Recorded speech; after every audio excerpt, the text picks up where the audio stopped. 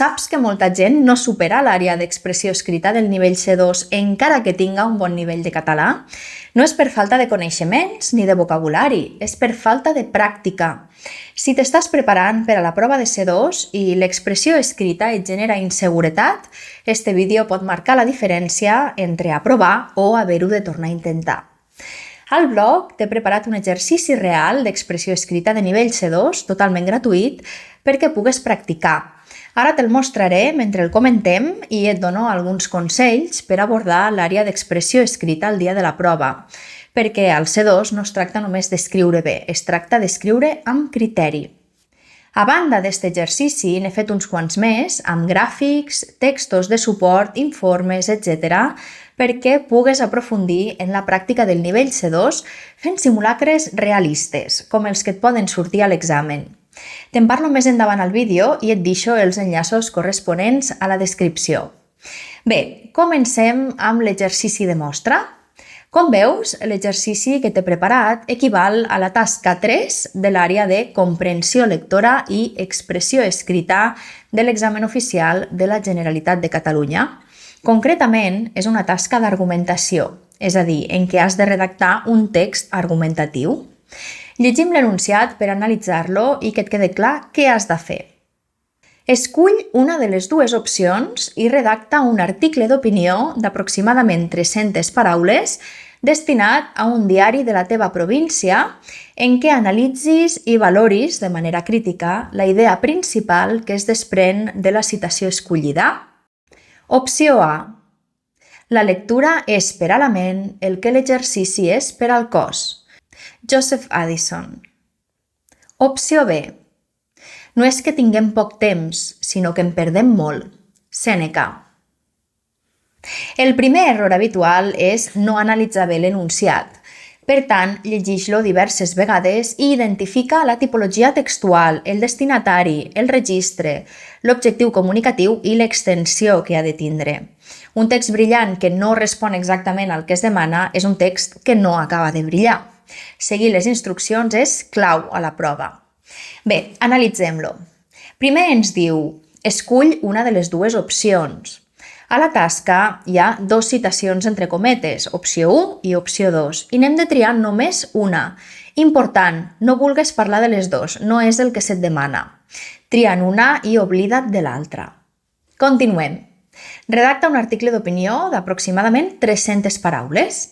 Aquí tenim la tipologia textual i l'extensió que ha de tindre el text.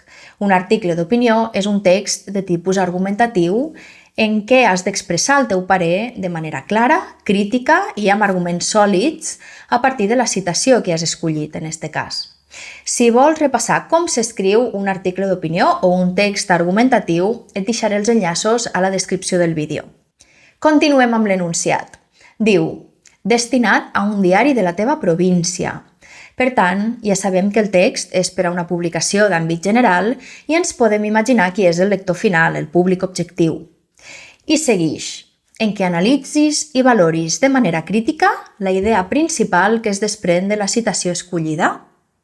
Aquí tornem a reforçar la idea que és un text argumentatiu, no un text expositiu. Per tant, és clau que donem la nostra opinió, que ho fem amb arguments i que ens basem en la idea de la citació. Esta idea podem refutar-la, matisar-la, això sí, amb un discurs propi. A més, vull recalcar un aspecte. El text ha de ser formal, adequat al registre i pensar que no t'adreces als amics. Molt bé, ja hem llegit l'enunciat i hem entès què cal fer. El següent pas és crear un esquema. Elaborar un esquema no és perdre temps, és guanyar-lo, perquè ens ajuda a ordenar les idees i, bàsicament, a tindre clar quin camí hem de seguir mentre escrivim. Per tant, et recomano que prengues algunes notes abans de començar a redactar. Si no planifiques, improvises, i al C2 improvisar és arriscat.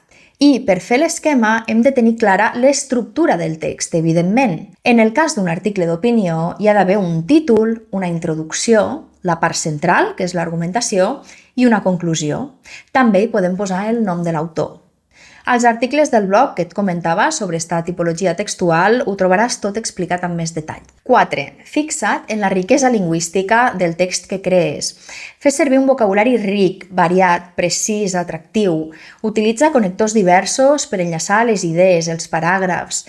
Intenta que les estructures sintàctiques també siguin variades. No crees tot el text basant-te en frases simples de subjecte, verb, predicat, sense subordinacions, sense canviar elements de lloc. Demostra el teu domini de la llengua, que en un nivell C2 ha de ser alt. I per acabar, tot això fes-ho bé o també com pugues des d'un punt de vista lingüístic. Pots cometre errors gramaticals? Evidentment, ningú és perfecte, però intenta reduir-los al mínim repassant bé la norma, fent exercicis de gramàtica, etc.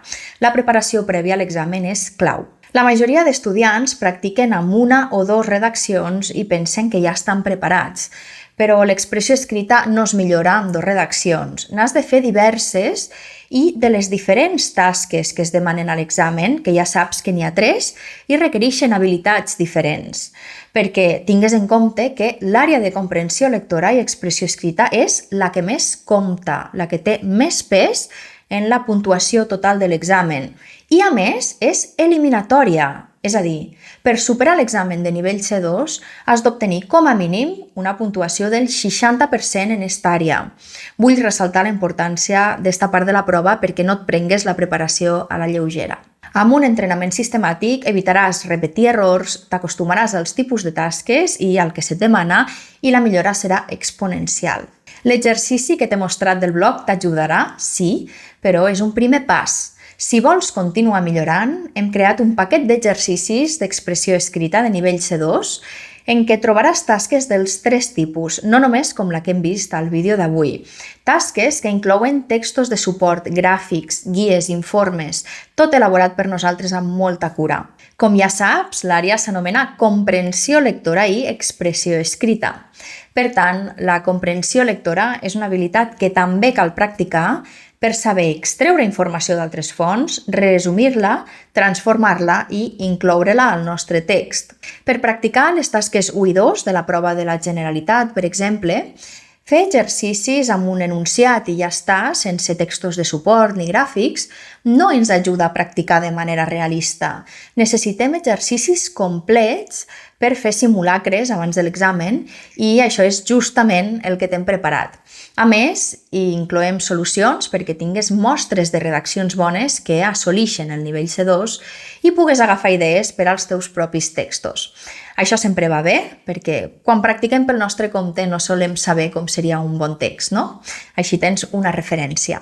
I no m'allargo més. Si et presentes aquest any al C2, no deixes l'expressió escrita per a l'últim moment. Comença a practicar des d'avui. A la descripció et deixo un enllaç a l'exercici del blog i al paquet d'exercicis addicionals de nivell C2 per preparar-te de manera seriosa i eficaç.